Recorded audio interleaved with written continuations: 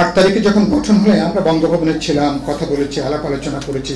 5 তারিখে আমরা রাত 11টা সাড়ে 11টা পর্যন্ত বঙ্গভবনে তিনি জাতির উদ্দেশ্যে জন্য চুপ্পু সাহেব কি বলবেন খসড়াভাবে আমরা তার শব্দ বাক্য আলাপ আলোচনা করি। সেখানে আলোচনা হয়েছে। আমি ছিলাম, মান্না ভাই ছিলেন, আমাদের মঞ্চের অন্যান্য নেতৃবৃন্দরাও ছিলেন, জাতীয় পর্যায়ের অন্যান্য নেতৃবৃন্দরাও সেখানে ছিলেন। তো আলোচনার পরে তো তারপরে এসে আপনারা কি হলো এখন? তো এরপরে কোনো পর্যায়ে রাজনীতিকদেরকে আপনারা কোনো আস্থার মধ্যে নেন।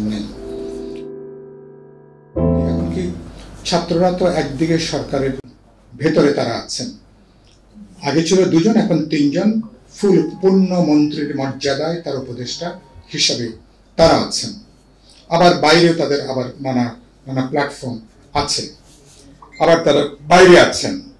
তো প্রফেসর ইউনূস সহ যারা সরকার গঠন করলেন এতদিন, তারা তো তাদের নিযুক্ত তাদের পছন্দের ব্যক্তিবর্গ নিয়ে সরকার ফিরছে।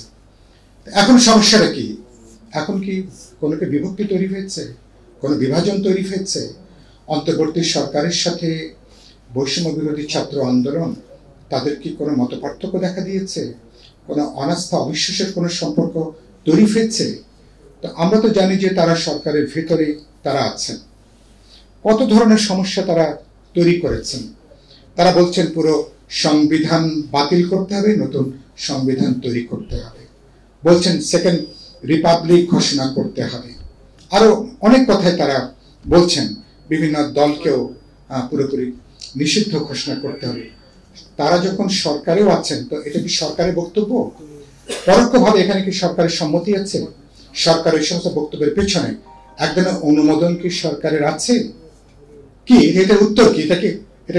এটাকে আমি আপনাদের যে কাউকে যদি প্রশ্ন করি, এর সোজাসাপটা কোনো উত্তর দেওয়াটা খুবই কঠিন। কারণ আপনারা সরকারে আছেন, আবার বাইরে থেকে আবার সরকারের আপনারা সমালোচনা করছেন। এই যে 3 জনকে যে নতুন দায়িত্ব দেওয়া হলো, আরো 3 জনকে, তাহলে আমার একজন একেবারে প্রত্যক্ষ টিচার, যিনি শিক্ষার সঙ্গে যুক্ত, যিনি আমার ইন্টারমিডিয়েট, আমার ফিজিক্সের আমার টিচার ছিলেন। তো তিনিও দেখলাম তিনি এর সঙ্গে মানে বিশেষ ওই সহকারী মর্যাদায় তিনি যুক্ত হয়েছেন। তো সেরকম দেখলাম। তো এটা কি ছাত্রদের অনুমোদন, তাদের হলো পরামর্শ নিয়ে হয়নি? এটা যদি হতো তাহলে তো নিশ্চয়ই এরকম একটা বিতর্কের জায়গাটা তৈরি হতো না। গোটা পরিস্থিতি খুবই লেজে গোবরের পরিস্থিতি। সরকারের মধ্যে যে সমন্বয়হীনতা, এটা আমরা দেখছি। সরকারের মধ্যেই প্যারালেলি অনেকগুলো সরকার কাজ করে কিনা, সেরকম একটা উদ্বেগের জায়গাটা আমরা কিন্তু দেখছি। আমরা 3 মাসের মধ্যে তো এটা হওয়ার তো কথা ছিল না।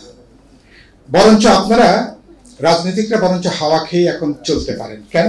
কারণ আপনারা সরকার 8 তারিখে যখন গঠন হলে আমরা বঙ্গভবনে ছিলাম, কথা বলেছি, আলাপ আলোচনা করেছি। 5 তারিখে আমরা রাত 11টা সাড়ে 11টা পর্যন্ত বঙ্গভবনে তিনি জাতির উদ্দেশ্যে জন্য চুপ্পু সাহেব কি বলবেন খসড়াভাবে আমরা তার শব্দ বাক্য আলাপ আলোচনা করি। সেখানে আলোচনা হয়েছে। আমি ছিলাম, মান্না ভাই ছিলেন, আমাদের মঞ্চের অন্যান্য নেতৃবৃন্দরাও ছিলেন, জাতীয় পর্যায়ের অন্যান্য নেতৃবৃন্দরাও সেখানে ছিলেন। তো আলোচনার পরে তো তারপরে এসে আপনারা কি হলো এখন? তো এরপরে কোনো পর্যায়ে রাজনীতিকদেরকে আপনারা কোনো আস্থার মধ্যে নেন।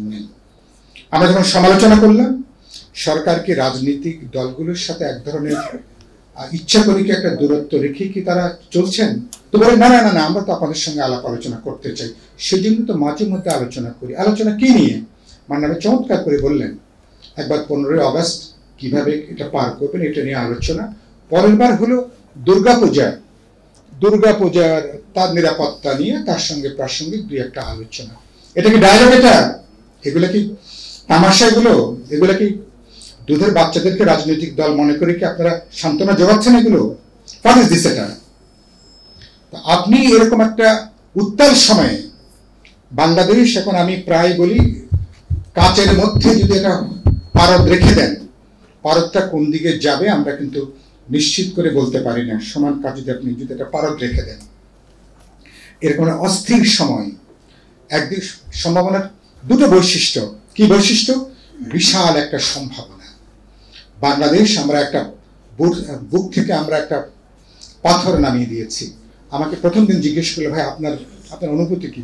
আমি প্রথম বলেছি, জোরে একটা শ্বাস নিতে পারছি।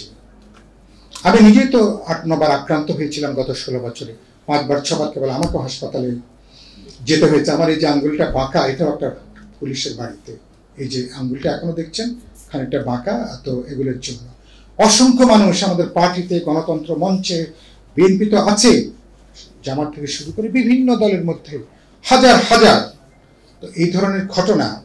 তো আমরা তো কিন্তু অথচ আপনি এটা জায়গাটা যাচ্ছে, কিন্তু আমি দেখছি যে আপনাদের এখন রাজনীতিকদের সাথে আপনাদের কোনো গুরুত্বপূর্ণ কোনো আলোচনা পর্যন্ত নাই। সংলাপ, আপনারা 10টা কমিশন গঠন করেছেন, আরো নাকি কমিশন গঠন হবে শুনেছেন। প্রায় সবাইকে বাকি বললেন কি রাজনীতিকদের সাথে কোনো আলোচনা তারা করবেন না। ওনারা আমাদেরকে ইমেল নাম্বার পাঠিয়ে দিচ্ছেন, আপনারা মতামত পাঠাতে পারেন। আরে বাবা, গুরুত্বপূর্ণ স্টেক হোল্ডার হচ্ছে পলিটিক্যাল পার্টিস গুলো, ছাত্র তরুণরা বা পলিটিক্যাল পার্টিগুলো, তাদের সাথে আপনি বসবেন না? তো আপনি কথা বলবেন না? আমি যে একটা ধরুন যে সংখ্যানুপাতিক নিয়ে এটার পক্ষে বিপক্ষে আমাদের আর্গুমেন্টটা কি, বা আপনি কি কি সংস্কারগুলো করবেন, ব্যাপারটা কি এরকম? একটা চোতা আপনাকে ইমেইলে পাঠিয়ে দেওয়া, ব্যাপারটা কি এরকম? তো যারা গুরুত্বপূর্ণ স্টেক হোল্ডার তাদের সাথে আপনি বসবেন না, কথা বলবেন না, আলোচনাই করবেন না, এই ধরনের মাতব্বরি করার সুযোগ আপনাদেরকে দিয়েছে কে? আপনাদের অথরিটি কি? আপনাদের অথরিটি কি? যাদের সঙ্গে কথা বলছেন এরাই তো, they are the parties, they are the people, যারা এদেশের 16 কোটি মানুষের মুক্তির আকাঙ্ক্ষাকে ধারণ করে জানবাজি করে যারা লড়াইটা করল। যখন পরিবর্তন নিয়ে যখন আসল কাজ যখন শুরু, বললেন কোন দলের সঙ্গে তারা আলোচনাই করবেন না। আপনাকে আমি ইমেইলে পাঠাবো, কোনটা রাখবেন? 100টা পাঠালে বাকি 90টা আপনি ডাস্টবিনের বাক্সে ফেলবেন কিনা তো আমি তো জানি না। আলোচনা করলে কথা হতো, আমরা যুক্তি তথ্য উত্থাপন করতে পারতাম। লক্ষণটা ভালো না, দৃষ্টিভঙ্গিটা আমলাতান্ত্রিক, দৃষ্টিভঙ্গিটা স্বৈরতান্ত্রিক, দৃষ্টিভঙ্গিটা চাপিয়ে দেওয়ার অ্যাটিটিউডটা। অথচ এমন একটা সময় ছাত্র তরুণদের, শ্রমজীবী মানুষের, আমাদের সবার যে অভ্যুত্থান, আমাদের ইতিহাসের সবচেয়ে বড় ঘটনা, আমাদের দেশটা বিশাল একটা সম্ভাবনার দ্বার প্রান্তে। আমি প্রায় বলি, গ্রামের যিনি চায়ের দোকানে বসেন তিনিও জানেন কোন কোন জায়গায় পরিবর্তন করতে হবে, তার পকেটের মধ্যে 5-10টা 20টা কিন্তু সংস্কারের এজেন্ডা আছে। তো সে মানুষকে আপনি বিবেচনার মধ্যে রাখবেন না? রাখবেন তো। শপথ আমি কালই করতে পারবো না, কিন্তু এটা তো আমাদের অসাধারণ একটা সম্পদ যে আমরা পুরনো দুঃশাসন, পুরনো ফ্যাসিবাদী জমানায় আমরা কেউ আর ফিরতে চাই না। তাহলে we want to look forward. তাহলে সামনে তাকানোর জন্য যত মত বলে না, একটা মাথার চেয়ে 10টা মাথা সবসময় ভালো। 17 কোটি মাথাকে যদি যুক্ত করতে পারি, আর ইনক্লুসিভ পলিটিক্যাল ডিসকোর্স, আলাপ আলোচনা, বোঝাপড়ার জন্য আপনি নতুন সংবিধান করবেন, একটা আলোচনা লাগবে না? আপনি সেকেন্ড রিপাবলিক করবেন, একটা বড় প্রশ্ন ইতিমধ্যে উত্থাপিত হয়েছে না? তো আপনি যখন সেকেন্ড রিপাবলিকের কথা বলছেন, তাহলে কি ফার্স্ট রিপাবলিক 71-এ 17 এপ্রিল মুজিবনগরে আমরা প্রোক্লামেশন অফ ইন্ডিপেন্ডেন্স যেটা ঘোষণা হয়েছে, সেটাকে নিয়ে চলছেন, তাকে আপগ্রেড করছেন, তাকে নবায়ন করছেন, অথবা তাকে আপনি নেগেট করছেন? এই আলোচনাগুলো প্রয়োজন হবে না? তো আপনি এটা পুরনো একটা সংবিধান আপনি লিখবেন, লেখার পরে 50টা মতামত আসবে, 100টা মতামত আসবে, তো এগুলো কি সংবিধান সভা নির্বাচন হবে? এগুলো কি রেফারেন্ডাম লাগবে এগুলোর জন্য? কিভাবে হবে এটা? এবং যেসব দেশে এগুলো হয়েছে, অনেক দেশে বিপ্লব হয়েছে, বিপ্লবী পরিবর্তনের পরে অন্য বিষয় সেখানে দাঁড়িয়েছে। তো আমি বলছি অনেকগুলো বিষয়, অনেক প্যান্ডোরাস বক্স ওপেন করা হয়েছে। আমি খুব উদ্বিগ্ন, সরকার যে পথে হাঁটছেন, আমি এটাকে, আপনি সবকিছু খুলে দিয়েছেন, কিন্তু কিভাবে এটাকে গুছিয়ে নেবেন, আমি এখন এই অনুষ্ঠানের মধ্য দিয়ে শেষ পর্যায়ে যে 2-3টা বিষয় মনোযোগ আকর্ষণ করব। একটা হচ্ছে 90 দিন পরে আপনাদের এখন উচিত হবে রাজনৈতিক অগ্রাধিকারের জায়গাগুলো কি, 1, 2, 3, 4 করে এটা রাজনৈতিক দল, দেশবাসীর কাছে, ছাত্র তরুণ সবার কাছে এটাকে উত্থাপন করা। এখন তো বলা যাবে না যে মাত্র, কারণ আপনাদের হানিমুন পিরিয়ড যদি 1 মাসে এটা শেষ হয়েছে, 2 মাসেও শেষ হয়েছে, 3 মাস পরও হানিমুন পিরিয়ড চালানোর মতন বিলাসিতা দেখানোর কোনো সুযোগ বাংলাদেশে নাই। কারণ বাজার এখন নিয়ন্ত্রণহীন। বাজারে এখন যে পরিস্থিতি, মানুষ কষ্ট করে সরকারকে সহ্য করছে। কেন সহ্য করছে? এটা আমাদের সরকার, এটা আমাদের সরকার বলে কষ্ট করছে। 2.5 কোটি মানুষের প্রবল খাদ্য সংকট দেখা দিয়েছে, প্রায় 70-80 লক্ষ মানুষ এখনো 3 বেলা খেতে পারছে না। এটা হচ্ছে বাস্তবতা। টিসিবি লাইনগুলো দেখছেন, ট্রাকে কিছু পরিবারকে দিলে বাকিরা কিন্তু গালি দিতে দিতে তারা কিন্তু বাড়িতে তারা কিন্তু ফিরছে এই ঢাকা শহরে। একটু খবর নিয়ে দেখেন, পরিস্থিতি এরকম। এখনো প্রশাসন নিয়ন্ত্রণের বাইরে, পুলিশ এখনো পেশাগত দায়িত্বের মধ্যে নাই, এক ধরনের নৈরাজ্যের জায়গাটা চলছে। ফাঁকফোকর দিয়ে আওয়ামী লীগ ফিরে আসার চেষ্টা করছে। খেয়াল করেন, খুবই উদ্বেগের জায়গা। এবং বলছে কি, একটা দল কতখানি দেউলিয়া হলে প্রেসিডেন্ট ইলেক্ট মার্কিন দেশের তার ছবি নিয়ে নেতা কর্মীদেরকে দাঁড়াতে বলছে।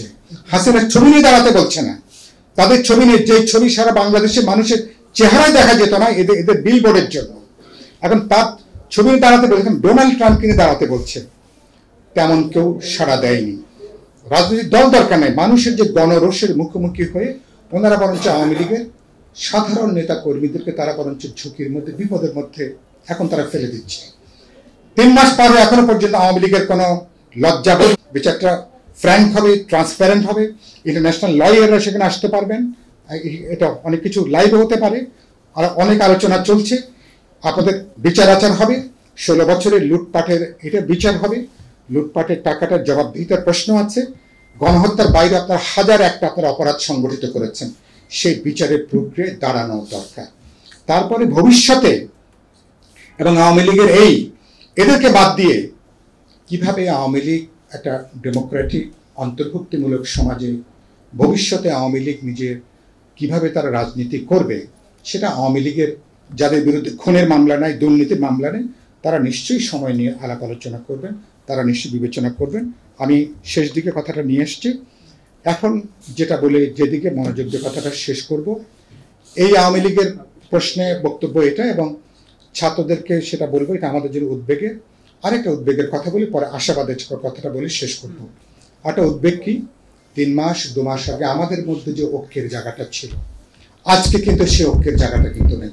এটার সুযোগটা কিন্তু গ্রহণ করছে প্রতি আওয়ামী লীগ এবং তার নানা ধরনের বিচিত্র বর্ণের বিচিত্র চেহারা, এক এক দিন এক এক ঢঙে এক এক চেহারায় তারা কিন্তু হাজির হচ্ছে। আমাদের মধ্যে যত বিভাজন বাড়বে, বিভক্তি বাড়বে, তত বেশি কিন্তু নানা চেহারায় ফ্যাসিবাদের ফিরে আসার তৎপরতা তৈরি হবে।